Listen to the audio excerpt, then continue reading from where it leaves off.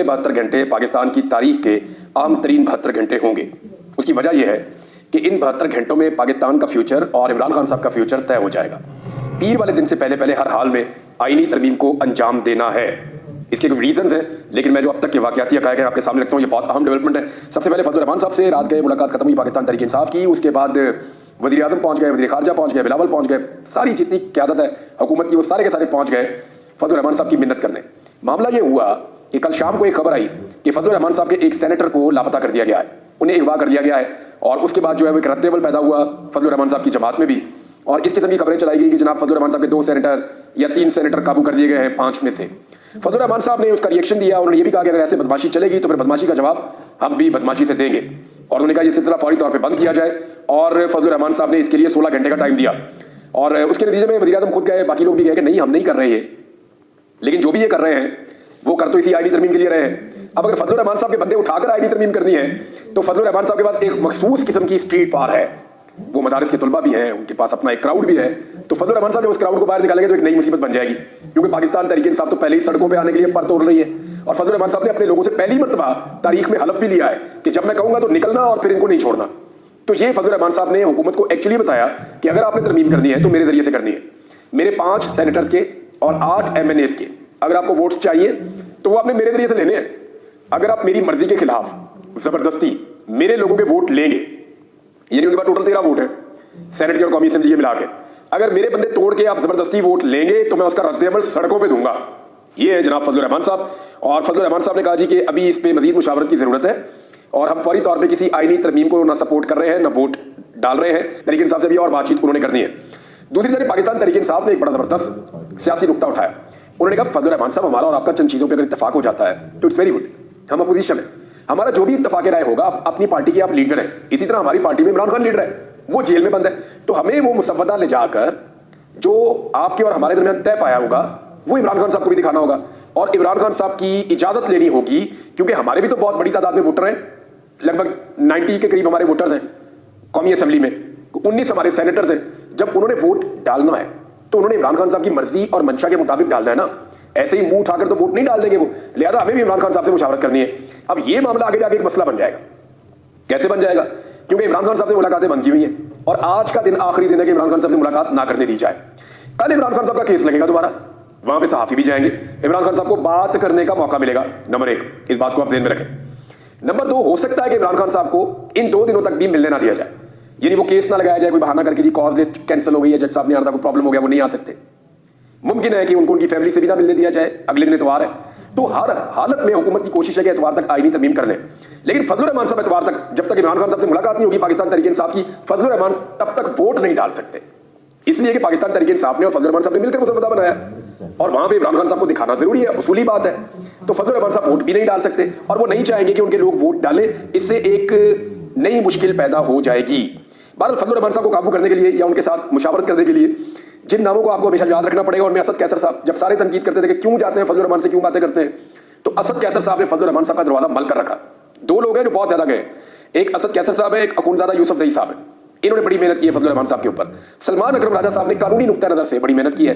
फिर बैरिस्टर गौहर और उमर अयूब का अपनी जगह पे एक है, लेकिन एक किरदार जिसको आपको याद रखना होगा, जिन्होंने पहली मरतबा आईनी तरमीम को रोकने में फजलुर रहमान साहब को बड़े टेक्निकल तरीके से हैंडल किया था और उनके साथ मामला को तय किया था, वो साहबजादा हामिद रजा है।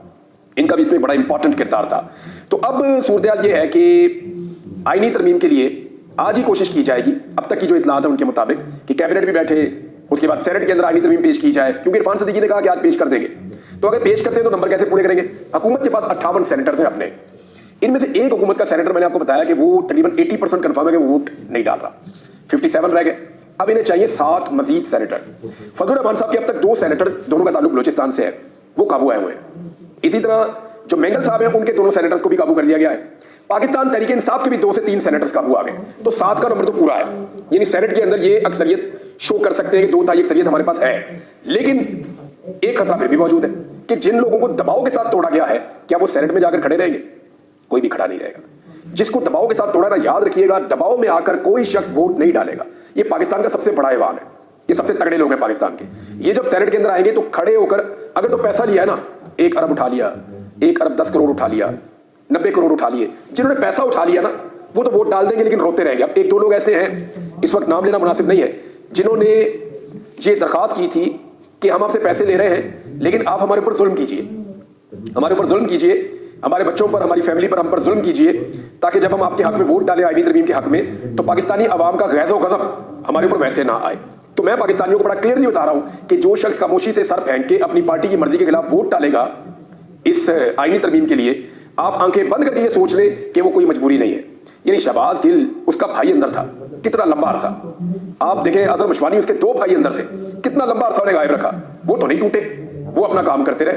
बेशुमार लोग और ऐसे हैं, यानी रेहाना डार साहब के दोनों बेटों को अगवा किया गया, वो भी नहीं टूटी, वो भी डट कर खड़ी रही। तो और बहुत बेशुमार लोग हैं ना, तो ये कोई कागज के बने हुए लोग हैं कि ये फौरन टूट जाएंगे, जरा सा दबाव पड़ेगा, ऐसी बात नहीं है। पैसों के साथ ही बिकेगा जो भी बिकेगा, वोट जो भी देगा पैसों की वजह से देगा। इसके अलावा दबाव की वजह से, किसी अगवा की वजह से, किसी तशद्दुद की वजह से कोई भी वोट नहीं डालेगा। एक तो इस बात को आप कंफर्म कर लीजिए। अब अगर सेनेट के अंदर किसी तरह इन्होंने पूरा कर लिया मामला, तो फिर रोल आ जाएगा चीफ इलेक्शन कमिश्नर का। इलेक्शन कमीशन से, क्योंकि कौमी असेंबली में बंदे पूरे नहीं हो रहे, 215 बंदे हुकूमत के पास हैं टोटल मिला के, स्पीकर वोट डाल नहीं सकता, 214 रह गए। आदिल बज़ई का बेचारे का रात के प्लादे भी तोड़ दिए कोयटा के अंदर, तबाही फेरी हुई थी वहां पे, और पूरे शहर की इंतजामिया पहुंची हुई थी, और इवन इंटेलिजेंस के लोग भी पहुंचे हुए थे, और वहां पे धड़ाधड़ उनके प्लादे तोड़ रहे थे। आदिल बज़ई को जो है वो एक दौर में कोर कमांडर ने कहा था कि आप के पास सरमाया है तो कोयटा को खूबसूरत बनाते हैं, तो उन्होंने बड़ी खूबसूरत बिल्डिंग्स और प्लादे बनाए थे, वो प्लादे रात को गिराए हैं। तो मैंने रब्ता किया तो उनकी फैमिली ने कहा जी अब तो प्लादे भी गिर गए हमारे, अब तो हम आदिल को कहेंगे कभी भी मत टूटना, खड़े रहो। तो आदिल बज़ई जो है वो और इलियास, ये 2 बंदे, इलियास चौधरी, 2 बंदे और निकल गए, तो हुकूमत के पास रह गए 212 वोट। अब इनको चाहिए कितने, और 12 ही और चाहिए 224 पूरे करने के लिए। 3 पीटीआई के पक्के टूटे हुए, उस्मान चौधरी, ज़हूर कुरैशी और औरंगजेब खिची, इन तीनों के बारे में कहा जा रहा है टूट गए, तो ये हो जाते हैं 215। फजलुर रहमान साहब के 2 जो टूट गए उनको मिला ले तो ये 217 हो जाते हैं। अब 7 बंदे और कहां से तोड़ेंगे, और फजलुर रहमान साहब तो नाक में दम कर देंगे अगर उनके बंदों को ऐसे तोड़ा गया तो ये जो है 7 बंदे और तोड़ना ये तकरीबन नामुमकिन नजर आ रहा है। रियाज फतेहाना साहब की एहलिया ने जो स्टेटमेंट दिया उसके बाद वो भी नहीं लगता। साहबजादा अमीर सुल्तान जो है उनके बारे में लोग कहते हैं, लेकिन अभी तक तो वो लोग कह रहे हैं हम खड़े, तो कहां से तोड़ेंगे बंदे, ये बहुत मुश्किल लगता है कि बंदे टूटेंगे और पूरे किए जाएंगे। हाँ, लेकिन ये जरूर है कि कुछ लोगों ने पैसा लेकर हामी भरी हुई है कि जनाब हम वोट डालेंगे, हो सकता है कि 2-3 नंबर ऊपर नीचे हो जाए। अगर ये 224 पूरे होते तो आप मेरी बात लिख कर लीजिए, अगर ये 224 पूरे होते तो रात को आदिल बज़ई का प्लादा ना गिर रहा होता। अगर ये 224 पूरे होते तो जबर और फस्तायत जो हो रही है ये ना हो रही होती। तो 224 जनाब पूरे नहीं हो रहे, अब कैसे पूरे होंगे? हो सकता है कि इलेक्शन कमीशन जो है उसको मजबूर कर दिया जाए कि एक अजीबोगरीब खेल खेल दे, यानी इलेक्शन कमीशन मखसूस नशस्तों का एक हिस्सा वापस हुकूमत को देकर उन्हें 2/3 अक्सरियत दे दे, और उसके बाद वो फौरी तौर पे कौमी असेंबली से पास करवा के तरमीम, और फिर मजबूती के साथ बैठ जाए कि जनाब अब तो हमारे हाथ में हर चीज। लेकिन ये भी नहीं हो सकता। अगर इलेक्शन कमीशन ने ये किया तो पीर वाले दिन, सोमवार वाले दिन ये तरमीम का लदम हो जाएगी। वो कैसे होगी मैं आपको बताता हूँ। इलेक्शन कमीशन ने अभी दोबारा सुप्रीम कोर्ट ऑफ पाकिस्तान से रुजू किया हुआ है कि जनाब इस फैसले के ऊपर अमल दरामद करना है, तो ये तो मामला सब जुडिस है। जो मामला सब जुडिस है यानी अभी तक वो मामला अदालत के अंदर ज़ेरे समाअत है, ऐसे मामले के ऊपर इलेक्शन कमीशन ऑफ पाकिस्तान खुद से कोई भी फैसला नहीं कर सकता। ये मखसूस नशिस्तें वो नहीं दे सकता हुकूमत को। अगर देगा और इसके ऊपर वोट लेगा और इससे आईनी तरमीम करवाएगा तो फिर आईनी तरमीम भी कलअदम हो जाएगी, कोई उसका फायदा नहीं होगा। मैं आपको ये फिर बता रहा हूं कि इस तरह ये आईनी तरमीम दोबारा से कलअदम हो जाएगी। इलेक्शन कमीशन को लालच ये है कि इस तरमीम के अंदर उनको भी एक्सटेंशन मिल रही है, इलेक्शन कमीशन को उनके अरकान को एक्सटेंशन मिल सकती है। फिर इसमें एक चीज़ और भी है बड़ी हसास जो मुझे कल पता चली, और आसमा शरादी साहबा के शो के अंदर ये डिस्कस हुई कि आर्मी चीफ की एक्सटेंशन और उनकी बर्खास्तगी, यानी एक आर्मी चीफ को एक्सटेंशन देने का इख्तियार या उनको ओहदे से हटाने का इख्तियार, ये वज़ीर आज़म से चला जाएगा, एक कमेटी को मिल जाएगा। यानी वज़ीर आज़म के पास ये जो एक इख्तियार है, एक ताकत है कि वो आर्मी चीफ को एक्सटेंशन दे सकते हैं या उनके ओहदे से उनको हटा सकते हैं, ये इख्तियार वज़ीर आज़म से हटकर एक कमेटी के पास चला जाएगा। तो ये भी एक है जनाब, और इसको चैलेंज नहीं किया जा सकेगा। कुछ बहुत सारी इसमें और भी कॉम्प्लिकेशंस है। बहरहाल अभी जो सिचुएशन है उसके अंदर मैं आपको ये बता देता हूं कि नंबर पूरे नहीं हुए ना सेनेट में ना कौमी असेंबली में। अगर सेनेट में नंबर पूरे किए गए तो मौलाना साहब की पार्टी की जानिब से एक एहतजाज का सिलसिला शुरू हो जाएगा, और पाकिस्तान तहरीक इंसाफ ने ऑलरेडी आज के दिन के लिए एहतजाज की कॉल दी हुई। आज पाकिस्तान तहरीक इंसाफ का इम्तिहान भी है, और ये एक बड़ा इम्तिहान है। लेकिन ना ये कैसे पॉसिबल है कि इतनी लंबी जिद्दोजहद एक पोलिटिकल पार्टी ने की है, वो बिल्कुल आकर आखिरी 4 बॉलों का जो खेल रह गया वहां पर वो अपनी दिलचस्पी छोड़ दें। अब पाकिस्तान तहरीक इंसाफ को भी अपना पूरा जोर दिखाना होगा। यानी तहरीक इंसाफ को जो मुल्क गिर एहतजाज की उन्होंने कॉल दी है, इसको साबित करना पड़ेगा कि वाकई में ये मुल्क गिर एहतजाज हो रहा है। पूरे पाकिस्तान में लोग निकल रहे हैं और पूरे पाकिस्तान के लोग जो है वो जोर लगा रहे हैं इस आईनी तरमीम को रोकने के लिए। वकला को भी शो करना पड़ेगा। लेकिन ये पीर तक क्यों करना है मैं आपको ये बताता हूँ। पीर से पहले करना है। वजह यह है कि वो 8 जजेस जिन्होंने फुल कोर्ट का फैसला दिया हुआ है, उन 8 में से 3 जजेस को कादी फायद ईसा साहब ने जो है वो कराची भिजवा दिया था वहां केसेस के लिए, तो वो इस हफ्ता कराची में रहे हैं। इसी तरह जो जस्टिस मुनीब अख्तर साहब हैं वो छुट्टी पे गए हुए हैं, तो पीर वाले दिन ये 8 के 8 जजेस वापस आ जाए। तो इस तरह ये 8 जजेस मौजूद होंगे। अब 3 सीनियर कानूनदान हैं जिनमें अली जफर है, एतजाज अहसन है, मुनीर मलिक है। ये कह रहे हैं कि जजेस अब अदालत लगाएं, बहुत हो गया है। यानी वो ये कहते हैं कि जजेस के बाद ये इख्तियार होता है कि जजेस इकट्ठे होकर बैठ जाएं और बैठकर फैसला कर लें। यानी इन जजेस के बाद ये इख्तियार है कि वो आए और आकर बैठकर देखें और वो कहेंगे जी चीफ जस्टिस का नोटिफिकेशन क्यों नहीं हो रहा। फौरी तौर पे हुकूमत इस सिचुएशन के अंदर चीफ जस्टिस ऑफ पाकिस्तान का नोटिफिकेशन करे, क्योंकि 3-4 दिन बाकी रह गए हैं, मजीद ताखीर की गुंजाइश नहीं है। पाकिस्तान के अंदर एक सिचुएशन भी बनी हुई है, लोग एहतजाज भी कर रहे हैं। और दूसरा ये है कि सुप्रीम कोर्ट ऑफ पाकिस्तान का फुल कोर्ट का एक फैसला है, उसके ऊपर अमल दरामद क्यों नहीं हुआ। और ये जजेस आज खुद अदालत लगा सकते हैं, अदालत में आकर बैठ सकते हैं। ये पाकिस्तान के जो टॉप के दिमाग है, जो कानून को और आइन को जानते हैं, वो ये बात कह रहे हैं। इससे पहले भी हो चुका है कि जजेस इकट्ठे होकर बैठे और उन्होंने अपना चीफ जस्टिस फारिग कर दिया। तो हो सकता है जजेस यहां पे कोई अहम फैसला करे, तो मंडे से पहले कोशिश की जा रही है, इससे पहले कि सारे जज पीर वाले दिन इकट्ठे हो जाएं सुप्रीम कोर्ट ऑफ पाकिस्तान में, तो कोशिश की जा रही है कि पीर से पहले जो भी खेल खेलना है वो खेल खेल लिया जाए। अच्छा, इसमें यह भी याद रखिएगा कि इलेक्शन कमीशन ने खुद सुप्रीम कोर्ट से रुजू किया हुआ है। खुद जब सुप्रीम कोर्ट से पूछा हुआ है तो फिर सुप्रीम कोर्ट ऑफ पाकिस्तान में यह मामला ज़ेरे समाअत है। और ऐसे मामले में इलेक्शन कमीशन अगर सीटें देने की कोशिश करता है तो इलेक्शन कमीशन जो है वो एक गैर कानूनी गैर आईनी काम करेगा, उसका खमियाजा भी इलेक्शन कमीशन को भुगतना पड़ेगा। अब हुकूमत ने एक और काम भी कर दिया कि पंजाब में 3 दिन तक तालीमी इदारे बंद रहेंगे। मैं इनकी हैंडलिंग पे हैरान हूं। ये ऐसी अजीबोगरीब हुकूमत है, इनको समझ नहीं आती कौन सा मामला कैसे हैंडल करना है। यानी पहले एक छोटे से वाकये को एक कॉलेज में एहतजाज हो रहा था ना, तो उस कॉलेज के अंदर उसको रिजॉल्व किया जा सकता था, बच्चों को यकीन दिलाया जा सकता था। वो इतने अच्छे तरीके से गया, जो एजुकेशन मिनिस्टर है, इतने साफ सुथरे तरीके से उसने बच्चों को भी हैंडल किया, कॉलेज को भी हैंडल किया, मामला ठीक किए और पकड़ के सारा मामला खराब कर दिया कि जी हमारे हाथ में थोड़ा है, हमने हर काम ठोक के करना है, हमने हर एक को मारना है, हर एक को फेंटी लगानी। पता नहीं क्या फंसता है इनको आदत पड़ी, अपने ही बच्चों को मार रहे हैं, अपने ही बच्चों को मार रहे हैं।